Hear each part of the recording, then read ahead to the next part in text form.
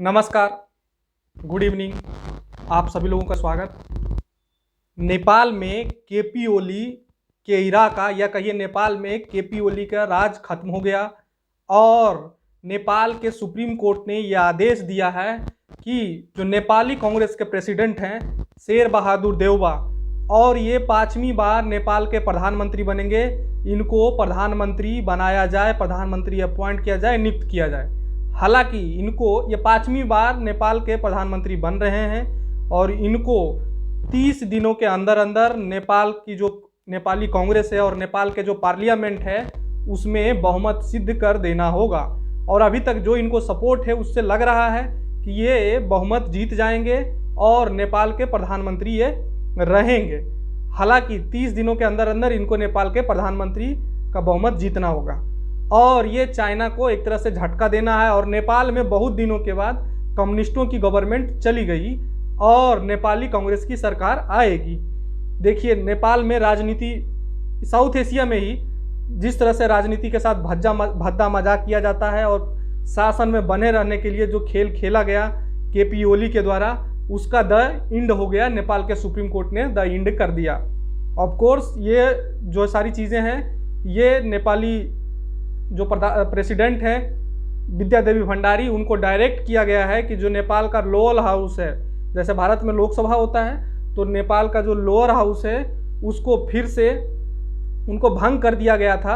आप सभी जानते हैं इलेक्शन होने वाला था तो इनको फिर से एस्टैब्लिश किया जाएगा और हो गया ना, फिर से इसको एस्टैब्लिश किया जाएगा और इनको जो शेर बहादुर देउबा हैं इनको बहुमत पाना होगा। ये भारत के लिए एक बड़ी जीत है एक तरह से कहिए। हम ये नहीं चाहते हैं कि नेपाल हमारे कंट्रोल में रहे, हम जो कहें नेपाल वो सुने, लेकिन कम से कम ये तो हम तो कम से कम ये अपेक्षा कर ही सकते क्योंकि नेपाल हमारा पड़ोसी है। साथ ही साथ नेपाल के साथ हमारा बेटी रोटी का रिश्ता है। हमारा नेपाल में जो भी सामान्य जाती है उसका बहुत बड़ा अमाउंट, बहुत बड़ा क्या, ऑलमोस्ट ऑल हमारे टेरिटरी के थ्रू ही होता है, भारत के थ्रू होता है। बहुत सारे नेपाली आके भारत में काम करते हैं तो कम से कम ये तो चाहते ही हैं कि नेपाल कोई भी ऐसा काम ना करे चाइना के कहने पे जो भारत के खिलाफ हो।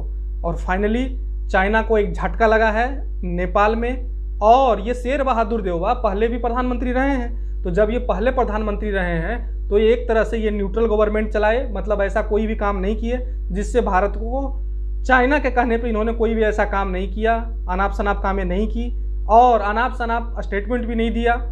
ठीक है, तो मैं पहले ही बोल चुका हूं कि मैं ये, और कोई नहीं चाहता कि ये एक पपेट गवर्नमेंट भारत का बने, लेकिन ये नेपाल के लिए काम करे, नेपाली लोगों के लिए काम करे।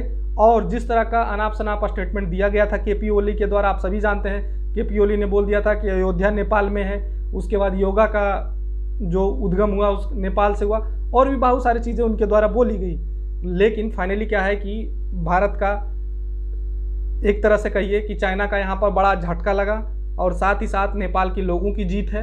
और ये जो प्रधानमंत्री बनेंगे कुछ ही, ये शायद 28 घंटे के अंदर नेपाल के प्रधानमंत्री बन जाएंगे। तो जब ये प्रधानमंत्री बनेंगे तो इनको ये नेपाल के लोगों के लिए काम करे। नेपाल में भी पेंडेमिक की बुरी स्थिति है, मतलब कोरोना वायरस से जो स्थिति है, वहाँ भी बेरोजगारी, वहाँ भी गरीबी, अशिक्षा है, तो वहाँ के लोगों की भलाई के लिए काम करें। और हम फाइनली यही चाहते हैं कि लोग, जो नेपाली लोग हैं, वो नेपाली लोगों की जीत हुई है और कम्युनिस्टों का शासन चला गया है नेपाल से। जो भी आप मेरे को देख रहे हैं उनका बहुत बहुत धन्यवाद। चैनल को लाइक सब्सक्राइब करते रहिए। जय हिंद, जय भारत।